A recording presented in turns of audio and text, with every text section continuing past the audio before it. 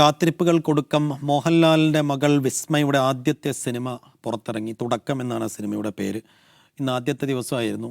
ആദ്യ ഷോ കഴിഞ്ഞപ്പോൾ തന്നെ ഒരു സമ്മിശ്ര പ്രതികരണം പുറത്തു വരുന്നുണ്ട്. ആളുകൾക്ക് ഇഷ്ടമായി വിസ്മയ എന്നൊക്കെ രീതിയിലുള്ള പ്രതികരണങ്ങൾ വന്നു തുടങ്ങുന്നു.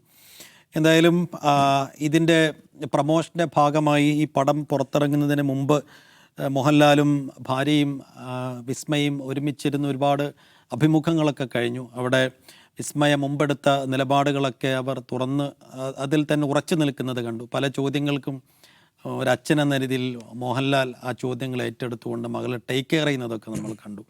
അപ്പോൾ എന്തായാലും വിസ്മയ തുടങ്ങുകയാണ്.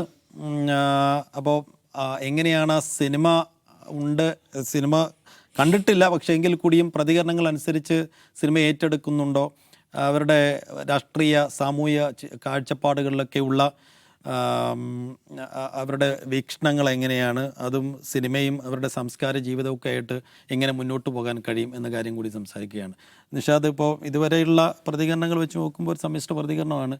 ഈ കണ്ടിടത്തോളം കേട്ടിടത്തോളം വിസ്മയൊക്കെ സിനിമയിൽ കുറെ കൂടി മുന്നോട്ട് പോകാൻ കഴിയുമെന്ന് തോന്നുന്നുണ്ടോ?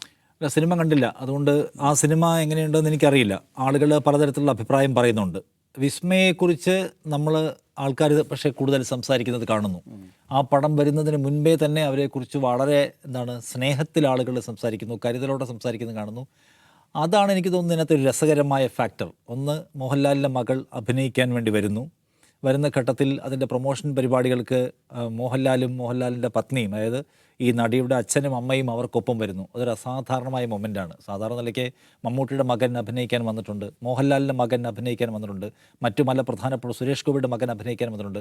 പക്ഷേ അവരുടെ എല്ലാം ആദ്യത്തെ സിനിമയുടെ പ്രൊമോഷൻ പരിപാടിക്ക് അവരുടെ അച്ഛനും അമ്മയും ഒപ്പം വരിക, ചോദ്യങ്ങൾക്കെല്ലാം അവർ കൂടി ഉത്തരം പറയുക എന്ന് പറയുന്ന ഒരു കൗതുകകരമായ അല്ലെങ്കിൽ മനോഹരമായ ഒരു മൊമെൻറ്റ് നമ്മൾ കണ്ടിട്ടില്ല. പക്ഷേ ഇവിടെ അത് കാണുകയാണ്. അത് മലയാളി ആഘോഷിച്ച ഒരു മൊമെൻ്റാണ് എന്ന് തോന്നുന്നു. അപ്പോൾ അതിൽ ആ പെൺകുട്ടി വന്ന് സംസാരിക്കുമ്പോൾ അവർ പ്രത്യേകമായ ശരീരഭാഷയിലാണ് സംസാരിക്കുക. വല്ലാത്തൊരു തരം കൗതുകവും ആങ്സൈറ്റിയും ഒക്കെ അവർക്കുണ്ട്. അപ്പോൾ അതിനെ ആളുകൾ വല്ലാതെ പരിഹസിക്കുകയും ചെയ്യുന്നുണ്ട്. ഭയങ്കരമായിട്ട് ഓവർ ആക്ട് ചെയ്യുകയാണ്, ക്യൂട്ട്നെസ് വാരി മെഴുകുകയാണ് എന്ന് മറ്റുള്ളൊക്കെ. അപ്പോൾ ഇന്നിപ്പോൾ അതിനെക്കുറിച്ച് ഞാൻ ഒരു കമൻറ്റ് കണ്ടു. അത് ശരിക്കും പറഞ്ഞാൽ അനിമേറ്റഡ് കമ്മ്യൂണിക്കേഷൻ എന്ന് പറയുന്ന ഒരുതരം ശാരീരികമായ സവിശേഷതയാണ്. എന്ന് വെച്ചാൽ ചില ആൾക്ക് സോഷ്യൽ ആങ്സൈറ്റി ഉണ്ടാകുന്ന ഘട്ടത്തിൽ ചില ആൾക്ക് പൊതുവേദിയിൽ വന്ന് പെരുമാറാൻ പ്രയാസമായിരിക്കും. ഇപ്പോൾ ആൻ്റണി പെരുമ്പാവൂർ തന്നെ പറയുന്നുണ്ട്, ഈ പരിപാടിയുമായി ബന്ധപ്പെട്ട എന്തെങ്കിലും തരത്തിലുള്ള ഒരു പ്രൊമോഷൻ ആക്ടിവിറ്റീസിന് വരില്ല അങ്കിൾ നേരത്തെ തന്നെ പറഞ്ഞിരുന്നു. ഇല്ല, മോള് വരണ്ടെന്ന് പറഞ്ഞു. പക്ഷേ അവസാനമായപ്പോൾ ഇവിടെ നിർബന്ധിച്ചു. ഒരു പരിപാടിയിൽ വന്ന് 1-2 വാക്ക് പറഞ്ഞ് പോയാൽ മതി നിർബന്ധിച്ചുകൊണ്ടാണ് വന്നത്. അപ്പോൾ അങ്ങനെ പോയാലുണ്ടാകാവുന്ന പരിമിതികളെ മനസ്സിലാക്കിയിട്ട് മോഹൻലാലിൻ്റെ പത്നിയും കൂടെ വരികയാണ് ഇവരുടെ കൂടെ. അപ്പോൾ ആളുകൾക്കിടയിൽ എങ്ങനെ ബിഹേവ് ചെയ്യണമെന്നതിനെക്കുറിച്ച് കംഫർട്ടബിൾ ഇല്ലാത്ത ആൾക്കാരുണ്ടാവും, ഒരുപാട് പേരില്ലേ. മോഹൻലാൽ തന്നെയും അങ്ങനെയാണ്. മോഹൻലാലിൻ്റെ പൊതുവേദിയിൽ എങ്ങനെയാണ് പെരുമാറേണ്ടത്, സുദീർഘമായ ഒഴുക്കിൽ സംസാരിക്കാനൊക്കെ അദ്ദേഹത്തിന് മടിയാണ്. അദ്ദേഹം ഷൈനസ് ഉള്ള ആളാണ്, അദ്ദേഹം തന്നെ സമ്മതിക്കുന്നുണ്ട്. അത് പലയിടത്തും നമുക്കത് കാണാനും പറ്റും. അപ്പോൾ അദ്ദേഹത്തിൻ്റെ മകളിലും അതുണ്ട്. അപ്പോൾ അതിനെയാണ് അത്ര അനിമേറ്റഡ് കമ്മ്യൂണിക്കേഷൻ എന്ന് പറയുക. അപ്പോൾ അതുകൊണ്ടാണ് ശരീരം കൊണ്ടൊക്കെ സംസാരിക്കാൻ ശ്രമിക്കുന്നത്. അപ്പോൾ അതിനെ ആളുകൾ പരിഹസിക്കുകയും മറ്റ് പല കാരണങ്ങൾ കൊണ്ടും ആക്ഷേപിക്കുകയും ചെയ്യുന്നുണ്ട്. ആക്ഷേപിക്കാനുള്ള കാരണം നമ്മളോട് പറഞ്ഞു കഴിഞ്ഞിട്ടുള്ള ഒന്നാണ്, അവരുടെ ഒരു പൊളിറ്റിക്കൽ പൊസിഷൻ പറഞ്ഞതിലുള്ള ദേഷ്യം പ്രകടമാക്കുകയാണ്. അപ്പോൾ അതിൽ മോഹൻലാലിൻ്റെ റോളാണ് എനിക്ക് തോന്നുന്നത് ഭയങ്കര മനോഹരമായി തോന്നിയ ഒന്ന്. മകളുടെ കൂടെ അദ്ദേഹം വന്നിട്ട് അപ്പോൾ അദ്ദേഹത്തെക്കുറിച്ച് നമുക്കറിയാം. മോഹൻലാൽ എപ്പോഴും പറയാൻ ശ്രമിക്കുന്ന ഒരു കാര്യം എന്ന് പറയുന്നത്, ഞാൻ ഒരു ഭാരവും എടുക്കാതെ ജീവിക്കുന്ന ആളാണ് എന്ന ഒരു സന്ദേശം അദ്ദേഹം എപ്പോഴും തരും. അതൊക്കെ കാര്യമാക്കണോ മോനെ എന്നുള്ളതാണ് അദ്ദേഹത്തിൻ്റെ എപ്പോഴത്തെ ഒരു മുദ്രാവാചകം. അപ്പോൾ ഇവിടെ തൻ്റെ മകൾ ഒരു രാഷ്ട്രീയം പറഞ്ഞത് തന്നെയും ചേർത്ത് വലിയ തോതിലുള്ള ബഹളമാക്കി ആളുകൾ മാറ്റിക്കൊണ്ടിരിക്കുക. അദ്ദേഹം വളരെ കൂളായി അതിനെ ഹാൻഡിൽ ചെയ്യുന്നത് കണ്ടു. ആ കുട്ടിയുടെ രാഷ്ട്രീയം പറയുന്നു. മോഹൻലാലിൻ്റെ പത്നി പറയുന്നത്, ഞങ്ങൾ അവരെ വളർത്തിയിട്ടില്ല, അങ്ങനെയാണ് അവർക്ക് ബോധ്യപ്പെട്ട ഇടയ്ക്ക് പറയുന്നുണ്ട്. പക്ഷേ ഇത് ആ കുട്ടി പാവം വിട്ടേക്കോ എന്നോട് ചോദിക്കുമെന്ന് പറയുന്നുണ്ടല്ലോ. അപ്പോൾ എന്നിട്ട് പറയാണ്, അവരുടെ പൊളിറ്റിക്സ് അവർ പറയട്ടെ, ഞാൻ എൻ്റെ പൊളിറ്റിക്സ് പറയുന്നു, അല്ലെങ്കിൽ സുചിത്ര മോഹൻലാൽ പറയുന്നു, എൻ്റെ രാഷ്ട്രീയം ഞങ്ങൾ പറയുന്നു. എന്ന് വെച്ചാൽ ഞാനൊരു മനുഷ്യൻ എന്ന നിലയ്ക്ക് ഒരു നിയന്ത്രണത്തിൻ്റെ ഭാരവും എൻ്റെ ഭാര്യയിലേക്കും വെക്കുന്നില്ല, എൻ്റെ മകളിലേക്കോ മകനിലേക്കോ ഒന്നും വെക്കുന്നില്ല. അദ്ദേഹം നോക്കിയാണ് ചിലപ്പോൾ പ്രണവ് മോഹൻലാലിനെ കുറിച്ച് ഇതേ പറയാം. അപ്പോൾ എന്ന് വെച്ചാൽ അച്ഛൻ എന്ന അധികാരത്തിൻ്റെ ഒരു ഭാരം, നിയന്ത്രണമൊന്നും ഒരു ഘട്ടത്തിലും മക്കളിലേക്ക് വെക്കാതെ, മക്കൾ എന്താണോ ചിന്തിക്കുന്നത്, മക്കൾക്ക് എന്താണോ പറയാനുള്ളത് അത് പറയട്ടെ. മറ്റു പല മെഗാ താരങ്ങളുടെയും മക്കളെ നോക്കുക, അതാണ് മെഗാ താരത്തിൻ്റെ രാഷ്ട്രീയത്തിൻ്റെയും കംഫർട്ട് സോണിൻ്റെയും അപ്പുറം പോയിട്ട് ഒരു അക്ഷരം മിണ്ടാതിരിക്കാനുള്ള സവിശേഷമായ ശ്രദ്ധ ആ കുടുംബത്തിൽ ആകമാനം പ്രകടമായിരിക്കെ ഇവിടെ മോഹൻലാലിന് നമുക്കറിയാലോ, മോഹൻലാൽ മോദിയെ പുകഴ്ത്തും, പിണറായി വിജയനെ പുകഴ്ത്തും, സതീശനെയും കെട്ടിപ്പിടിക്കും. അദ്ദേഹത്തിന് അങ്ങനെ പ്രത്യേകമായിട്ടൊന്നുമില്ല. അതുപോലെ അപ്പുറത്താണെങ്കിൽ ഒരു സമരം നടക്കുമ്പോൾ മോഹൻലാൽ അതിനെക്കുറിച്ച് പൊസിഷനൊന്നും പറഞ്ഞില്ല, പക്ഷേ മോഹൻലാലിൻ്റെ മകൾ പൊസിഷൻ പറഞ്ഞു. അതിലേതെങ്കിലും തരത്തിലുള്ള ഒരു ഒരു സഫക്കേഷൻ അദ്ദേഹത്തിന് ഫീൽ ചെയ്യുന്നില്ല. എന്ന് മാത്രമല്ല, മകളുടെ കൂടെ ഈ പരിപാടിക്ക് ഞാൻ ചെന്നാൽ എന്നോട് മകൾ പറഞ്ഞ രാഷ്ട്രീയത്തെക്കുറിച്ച് അഭിപ്രായം ചോദിക്കും, ഞാൻ കുടുങ്ങും, അതുകൊണ്ട് ഈ പരിപാടിക്കേ ഞാൻ പോവേണ്ടതില്ല എന്നും അദ്ദേഹം ചിന്തിച്ചില്ല. ചോദ്യം ചോദിക്കും, നിങ്ങൾ എന്ത് വേണമെങ്കിലും ചോദിച്ചോളൂ എന്ന മട്ടാണ് അദ്ദേഹത്തിന്. പിന്നെ ഒരു ഘട്ടത്തിൽ അദ്ദേഹം ഈ വിച്ഛേദിത വ്യക്തിത്വം എന്നൊക്കെ പറയുമ്പോഴും അദ്ദേഹത്തിന് മകളോടുള്ള പരമമായ വാത്സല്യവും പ്രകടമാകുന്നുണ്ട്. ഒരു ഘട്ടത്തിൽ തൻ്റെ മകൾ ആരാണെന്നും അവർക്ക് പൊതുവേദിയിൽ ഇടപെടുമ്പോഴുള്ള പരിമിതികൾ എന്തൊക്കെയാണെന്നും മനസ്സിലാക്കിയത് അദ്ദേഹം വിടുവ പാവത്തെ, ചോദ്യങ്ങൾ എന്നോട് ചോദിച്ചോളൂ, ഞാൻ ഉത്തരം പറയാമെന്ന് പറയുന്നുള്ളൂ. അത് ലോകത്തെല്ലാ അച്ഛന്മാർക്കും മക്കളുള്ള ഒന്നാണ്. അത് ജോസഫ് സ്റ്റാലിൻ മുതൽ ഇങ്ങോട്ട് എടുത്ത എല്ലാവർക്കും ഉണ്ട്, അത് കിങ് ജോങ് ഉന്നും ഉണ്ട്, പിണറായി വിജയനും ഉണ്ട്, മോഹൻലാലിനും ഉണ്ട് മകൾ എന്ന് പറയുന്ന സവിശേഷമായ വികാരം. അപ്പോൾ അത് പ്രകടിപ്പിക്കുന്ന ഭയങ്കര ബ്യൂട്ടിഫുൾ മൊമെൻ്റാണ്. എന്ന് വെച്ചാൽ മോഹൻലാൽ എന്ന് പറയുന്ന മനുഷ്യനെക്കുറിച്ചുള്ള ഒരു നടൻ നിലയ്ക്ക് നമുക്ക് അദ്ദേഹത്തോട് ഭയങ്കരമായ അത് വാക്കുകൾ കൊണ്ട് വിശേഷിപ്പിക്കാൻ കഴിയാത്ത തരത്തിലുള്ള ഇഷ്ടവും മതിപ്പുമാണ്. അതിനപ്പുറം ഒരു വ്യക്തി എന്ന നിലയ്ക്ക് ഞാൻ എൻ്റെ രാഷ്ട്രീയവും എൻ്റെ നിലപാടും പറയുന്നു, ഞാൻ അതിനകത്ത് ജീവിക്കുന്നു. ഞാനത് അടിച്ചേൽപ്പിക്കാനോ നിയന്ത്രിക്കാനോ ഭാരമേൽപ്പിക്കാനോ നിൽക്കാത്ത ഒരാൾ. നിങ്ങൾ സ്വതന്ത്രരായി വളരൂ എന്ന് മക്കളോട് പറയുന്നത് ഒരു ഭംഗിവാചകമല്ലാതെ അത് സാധ്യമാക്കുന്ന ഒരു മനുഷ്യൻ. എന്നിട്ട് ഒരു ആവശ്യം വരുന്ന ഘട്ടത്തിൽ ഒരു അച്ഛൻ, ഒരു മുതിർന്നയാളെന്ന നിലയ്ക്കുള്ള സംരക്ഷണ കവചത്തിൻ്റെ സ്നേഹത്തിൻ്റെ ഒരു വലിയ കുടവിരിച്ച് നിൽക്കുന്ന മനുഷ്യൻ. മോഹൻലാലിനെ കുറിച്ചുള്ള നമ്മുടെ കാഴ്ച എന്ന് പറയുന്നത് എത്ര മനോഹരമാണെന്ന് ഞാൻ പറയുകയാണ്. വൈവിധ്യങ്ങളുടെ മനോഹാരിത മോഹൻലാൽ പങ്കുവയ്ക്കുകയാണ്. അദ്ദേഹം എടുക്കുന്ന കുടുംബത്തിനകത്തെ, കുടുംബം എന്ന് പറയുന്ന സംഗതിയാണല്ലോ ഏറ്റവും വലിയ അധീശത്വം ഗൃഹനാഥൻ പ്രകടമാക്കുന്ന സ്ഥലമാണ്. അവിടെ ഒരു അധീശത്വം അദ്ദേഹത്തിൻ്റെ ഇല്ല. അദ്ദേഹം എപ്പോഴും പറഞ്ഞു, ഞാൻ ഓഷോ വായിക്കുന്ന ആളാണ് എന്ന് പറയില്ലേ, ഭാരങ്ങളെ ഒഴിവാക്കുന്ന ജദ്ദു കൃഷ്ണമൂർത്തിയൊക്കെ പറയുന്ന പോലെ ഭാരങ്ങളെ ഒഴിവാക്കിയ കുടുംബത്തിനകത്ത് ഒരു അധീശത്വവും ഇല്ലാത്ത അദ്ദേഹം തന്നെ പറയുന്നു, മകൾക്ക് സിനിമയിൽ അഭിനയിക്കണമെന്ന് ആഗ്രഹം, മറ്റേ കക്ഷിക്ക് വല്ലപ്പോഴും ഒരു സിനിമ ചെയ്യണമെന്ന് ആഗ്രഹം, എനിക്കാണെങ്കിൽ എങ്ങനെയെങ്കിലും പിടിച്ചു നിൽക്കണമെന്നുള്ള ആഗ്രഹം എന്നുള്ള തമാശയൊക്കെ പറയുന്നത്.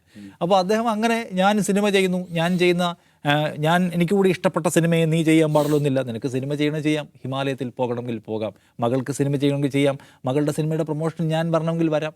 അപ്പോൾ ഒരു കുടുംബം, വളരെ ബ്യൂട്ടിഫുൾ ആയിട്ടുള്ള ഒരു കുടുംബം. അതിനകത്ത് മോഹൻലാൽ എങ്ങനെയാണ് അദ്ദേഹം പറയുന്ന വാക്കുകൾ പോലെ പെരുമാറുന്നത് എന്നുള്ളതിൻ്റെ സന്തോഷം ഞാനൊരു പിതാവ് കൂടി നിലയ്ക്ക്, പ്രത്യേകിച്ച് ഒരു പെൺകുട്ടിയുടെ പിതാവ് നിലയ്ക്ക് ഞാൻ ഭയങ്കരമായി അനുഭവിച്ച് കണ്ടു തീർത്ത ഒരു ഇവൻ്റായിരുന്നു ആ പ്രൊമോഷൻ പരിപാടി. മോഹൻലാലിനുള്ള ഇഷ്ടം കൂടിക്കൊണ്ടേയിരിക്കുന്നു എന്ന് പറയാനാണ് എനിക്ക് ആഗ്രഹം. സിനിമ എന്തെങ്കിലും ആവട്ടെ, സിനിമ ചിലപ്പം നല്ലതാണെങ്കിൽ വിജയിക്കും, പക്ഷേ അല്ലെങ്കിൽ സമ്മിശ്രമാണെങ്കിൽ ഒരു പക്ഷേ കുറച്ച് ദൂരം പോയി നിൽക്കുമായിരിക്കും. അവർക്ക് ഇനിയും മുന്നോട്ട് പോകാൻ ആഗ്രഹമുണ്ടെങ്കിൽ പോകാൻ കഴിയട്ടെ. പക്ഷേ ആ ഫാമിലി എന്ന് പറയുന്നത് മലയാളിക്ക് പ്രിയപ്പെട്ട ഒരു ഫാമിലി, അത് കൂടുതൽ അതിൻ്റെ ദൃശ്യ ചാരുത നമ്മുടെ മുമ്പിലേക്ക് വീണ്ടും വെക്കുന്ന ഞാൻ പറയാം. അജിംസ്, മക്കളോട് നമുക്ക് രണ്ട് തരം കരുതലുണ്ടാവും. വേർതിരിവോട് കൂടിയ ഒരു കരുതൽ, ആൺമക്കളോട് വേറെയും പെൺമക്കളോട് കുറച്ചുകൂടെ ഒരു കരുതലുണ്ടാവും. അപ്പോൾ അത് തന്നെയാണ് നമ്മൾ കാണുന്നത് ഇവിടെ. ആ കരുതലിൻ്റെ ഒപ്പം മക്കൾക്ക് വേണ്ട സ്വാതന്ത്ര്യവും നൽകുന്നു. ഒരുപാട് പലതരത്തിലുള്ള ആരോപണങ്ങൾക്ക് വിധേയനായ ഒരു വ്യക്തി കൂടിയാണല്ലോ മോഹൻലാൽ. അപ്പോൾ ഈ ആരോപണങ്ങൾക്കും രാഷ്ട്രീയ ആരോപണങ്ങൾക്കും ഒക്കെ കൂടെ എല്ലാറ്റിനും ഒപ്പം മക്കളെ ഇങ്ങനെ സ്വതന്ത്രമായി വളർത്തുകയും ചെയ്യുന്നു. കരുതലും എങ്ങനെയാണ് ആ കുടുംബത്തെയും ആ അച്ഛനെയും ഒക്കെ കാണുന്നത്? അതിന് കരുതൽ എന്നാണോ പറയേണ്ടത്, അല്ല അദ്ദേഹത്തിൻ്റെ ജനാധിപത്യ ബോധമാണെന്നാണ് എനിക്ക് സംശയം. അതായത് അങ്ങനെ മോഹൻലാലിനെ പോലെ ഒരു അച്ഛനാവുക എന്നുള്ളത് എന്നെ സംബന്ധിച്ചൊക്കെ ചിലപ്പോൾ അസാധ്യം എന്ന് എനിക്ക് തോന്നാറുണ്ട്. അങ്ങനെ ആവാൻ ആഗ്രഹിച്ചാൽ പോലും ആവാൻ കഴിയില്ല. അതൊരു സ്പിരിച്വൽ മെൻറ്റാലിറ്റിയാണ് സൈഫ്. മോഹൻലാലിൻ്റെ ഒരു സ്പിരിച്വൽ മെൻറ്റാലിറ്റിയാണ്. ആ സ്പിരിച്വൽ മെൻറ്റാലിറ്റിയുടെ ആ തലത്തിലൊക്കെ നമ്മൾ എത്തുമ്പോഴേ നമുക്ക് അങ്ങനെ ബിഹേവ് ചെയ്യാൻ കഴിയും. ഒന്ന് ആലോചിച്ച് നോക്കുക, ഈ പറയുന്ന പ്രണവ് മോഹൻലാലിനും വിസ്മയ്ക്കും 30 കഴിഞ്ഞു. അവരോട് വിവാഹം കഴിക്കണ്ടോ എന്ന് പോലും അവർ ചോദിച്ചിട്ടുണ്ടാവില്ല. ഉറപ്പാണത്. നിങ്ങൾ കല്യാണം കഴിക്കുന്നില്ലേ, മകളല്ലേ, 30 വയസ്സ് കഴിഞ്ഞല്ലേ, ഒരു റിലേഷൻഷിപ്പെങ്കിലും വേണ്ടേ എന്ന് പോലും മോഹൻലാൽ ചോദിക്കില്ല. അങ്ങനെ ഒരു മെൻറ്റാലിറ്റിയിലൊക്കെ എത്തുക എന്ന് പറഞ്ഞാൽ അതൊരു സ്പിരിച്വൽ മെൻറ്റാലിറ്റി ആയിട്ടാണ് ഞാൻ മനസ്സിലാകുന്നത്. അപ്പോൾ വേറൊരു കാര്യം കൂടി ആലോചിക്കുക. ഞാൻ അതിൻ്റെ ആ കാര്യം എന്നല്ല പറയാം, അത് മനോഹരമായിട്ട് നിഷാദ് പറഞ്ഞു കഴിഞ്ഞു. എൻ്റെ വിഷയം മോഹൻലാൽ എന്ത് ഭാഗ്യവാനായ സിനിമാക്കാരനാണെന്നുള്ളതാണ്. ഒന്ന്, ലൂസിഫർ പോലെ അദ്ദേഹത്തിന് വളരെ ക്രൂഷ്യലായ ഒരു സിനിമ ഇറങ്ങിയപ്പോൾ അതിനെ സംഘം എതിർത്തു. അദ്ദേഹത്തിൻ്റെ മകൾ അഭിനയിക്കാൻ വേണ്ടി ഒരു സിനിമയിൽ ഫസ്റ്റ് അഭിനയിക്കുമ്പോൾ അതിനെയും സംഘം എതിർക്കുന്നു. സംഘം എന്ന് പറഞ്ഞാൽ സംഘം ഉദ്യോഗമായിട്ട് എതിർക്കുക എന്നുള്ളതല്ല, എന്തൊക്കെ വൃത്തികേടുകളാണ് വിളിച്ചു പറയുന്നു സാമൂഹ്യ മാധ്യമങ്ങളിൽ. ഒരു സുഡാപ്പി കാമുകൻ ഉണ്ടാവാൻ സാധ്യതയുണ്ടെന്ന് ഏതൊരു അമ്മാവൻ പോസ്റ്റ് ചെയ്തിട്ടുണ്ട്. അതായത് എന്താണ് ജന്തർ മന്ദറിൽ നടക്കുന്ന കലാപമെന്നും എന്താണ് ജന്തർ മന്ദറിലെ സമരത്തിൻ്റെ മുദ്രാവാക്യമെന്നും എന്താണ് രാജ്യത്തെ യുവതലമുറ ചിന്തിക്കുന്നതെന്ന് പോലും ഈ അമ്മമാർക്ക് മനസ്സിലാവുന്നില്ല. നിങ്ങളുടെ ഈ രാഷ്ട്രീയത്തെ തള്ളിക്കളഞ്ഞിരിക്കുന്നു. അതായത് മോഹൻലാലും വിസ്മയയും ഇപ്പോൾ ജന്തർ മന്തർ പ്രൊട്ടസ്റ്റിൻ്റെ ഒരു ഐക്കണായി മാറുവാണ് ശരിക്കും കേരളത്തിൽ. അതെങ്ങനെയാണ്? അതായത് Mohanlal as A human being, actor എന്നുള്ള നിലയ്ക്കൽ അദ്ദേഹം സംഘപരിവാറിന് അനുകൂലമായ ചില പൊസിഷനുകളിൽ നിൽക്കുന്ന ഒരാളാണ്. അദ്ദേഹത്തിൻ്റെ കുടുംബ ട്രസ്റ്റിൽ സംഘപരിവാറുകാരുണ്ട്. അദ്ദേഹത്തിൻ്റെ സുഹൃത്തുക്കളിൽ പലരും സംഘപരിവാറുമായി ബന്ധപ്പെട്ടവരാണ്. അദ്ദേഹം മോദിയെ പോഴുന്നതിൽ ഒരു പ്രശ്നമൊന്നും അദ്ദേഹത്തിന് തോന്നിയിട്ടില്ല. അങ്ങനെ സംഘപരിവാറിന് വേണമെങ്കിൽ തങ്ങളുടെ ആളാക്കാം എന്ന് പറയാവുന്ന ഒരാളായിരുന്നു മോഹൻലാൽ. അപ്പോൾ അങ്ങനെ ഒരാൾ എന്ത് ചെയ്യുന്നു? അദ്ദേഹത്തിൻ്റെ മകൾ ഈ രാഷ്ട്രീയത്തെ എതിർത്ത് തന്നെ പറയുന്നു. അതിന് പോകാത്തപ്പോഴാണ് തെറ്റി തുടങ്ങിയത്. ഏതിൽ? മറ്റേ എന്താ പ്രാണപ്രതിഷ്ഠ പ്രാണപ്രതിഷ്ഠ. വിളിച്ചല്ലോ. അത് പോകുന്നില്ല എന്ന് തീരുമാനിക്കുന്നു. അതിന് പോകുന്നില്ല എന്ന് തീരുമാനിക്കും. ഏത്? മറ്റൊരു മെഗാസ്റ്റാർ വീട്ടിലേക്ക് അക്ഷതവുമായി എത്തി അറസ്റ്റുകാരെ സ്വീകരിക്കുമ്പോഴാണ് ഞാനതിന് പോകുന്നില്ല. അതൊരു പൊളിറ്റിക്കൽ പൊസിഷനാണല്ലോ സീഫു.